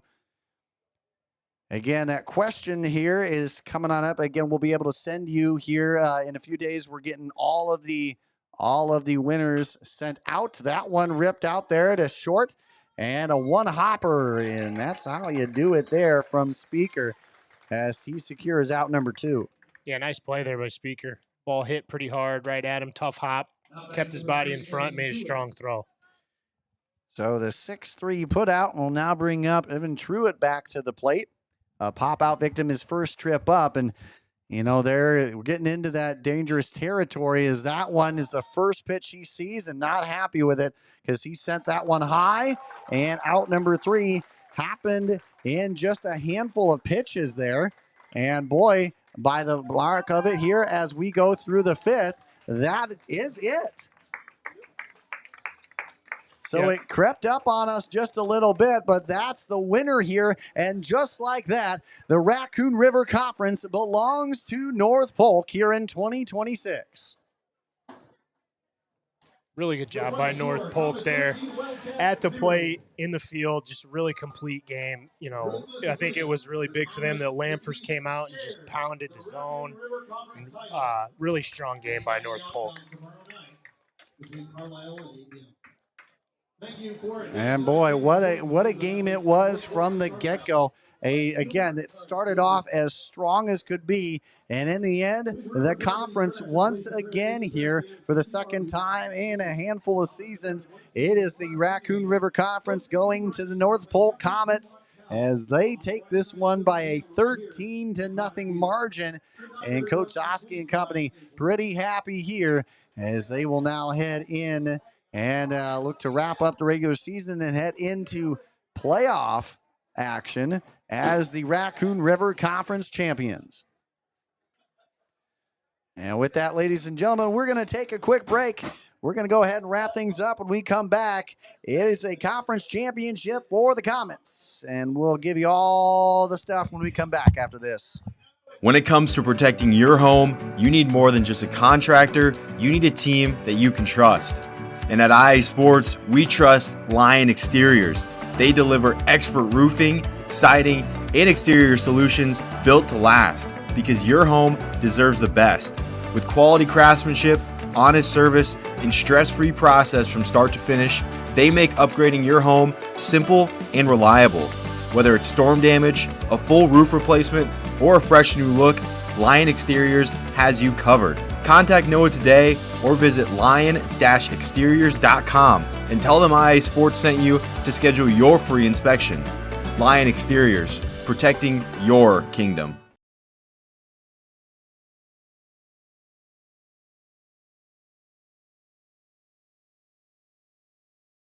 Oftentimes when you have an injury or fall and you're concerned, your first thought is to go to the emergency room. But with DMOS Urgent Injury Clinic, wait times are often a lot less and you can be seen at a lower cost. If you know that your injury is related to bones, joints, muscles, ligaments, it's a great place to start. From sprains and strains to fractures and even lacerations. We have 3 clinics for urgent injury that you can be seen at, and we have fantastic surgeons that we can consult and refer to when necessary. Student council really was a good opportunity for me to understand myself as an individual leader and understand the best way for me to help other people. Student council provides you with these skills that'll last you not just through high school, not just through college if that's something you want to do, but for the rest of your life. It's much better to face those obstacles now and learn how to overcome them so that when they take that next step, they already have some of those skills in place to cope and overcome and become the best version of themselves that they can be. Being in a place where you feel like you belong and finding kind of your voice is so important. By being around other leaders, you really soak up all of that leadership, and it just makes you want to become a better leader. There's people out there who have a capability for change and are willing to go out and create that change. And if I associate myself with them, I'll be a part of that grand scheme of things that's bringing positivity and positive change throughout the state.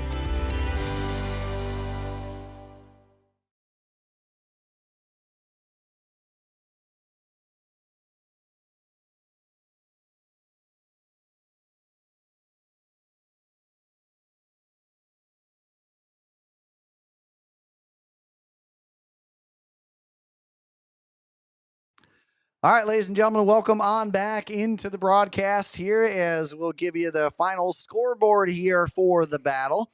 And right there, you see the conference champions here in North Polk. And boy, they did so in a huge way. In fact, really, the only thing that really happened here, and I shouldn't say the only thing, but this wasn't, Quinn, like it was a huge back and forth battle all the way. I mean, and it wasn't like there was 3 or 4 innings that got out of hand. It was just a one terrible inning here for Carlisle, an amazing inning for North Polk, as their 24th win of the year gives them the conference title. And what I like to see right there, Coach Zosky still has a teaching moment, teaching time, giving some shout outs, giving some honors there. And it just goes to show the level of coaching here has got to be at near 100. Yeah, just a complete game. You know, you look at kind of every phase, and obviously that one inning was kind of what did it. And it wasn't, you know, a lot of times you get an inning like that where you score 10, 11, 12 runs. It's because the other team's walking, guys hitting, guys booting it around, making bad throws.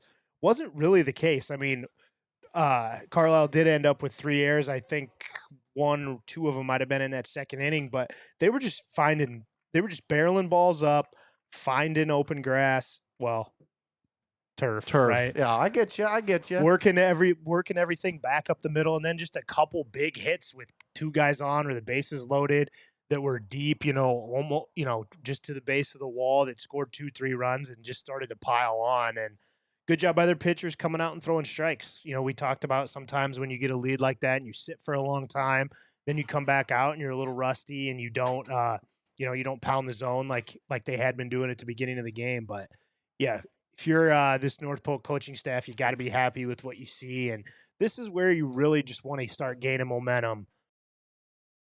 And you want your hitters to feel good. You want your pitchers to feel good about their stuff. And that was definitely the case for North Polk tonight. And then you look at the other side from Carlisle. Games where you really can't say anything other than, hey, it wasn't our night. Let's forget about this quick, because we got to, you know, they still have some tough games this week. And then, like we've said multiple times, postseason's going to come up fast. So just a game you got to forget, put in the rear view, try to get your hitters back on track, get your pitchers throwing strikes. Hopefully all their guys are healthy, Owen Johnson wasn't in the lineup tonight. Maybe we'll get some more, information about, his situation in the next few days. But, Yeah. obviously, you look at this Carlisle team, they moved to 22-9, right? So they've had a good year. They're a top 10 team. Just got to shake this one off and get right back at it tomorrow.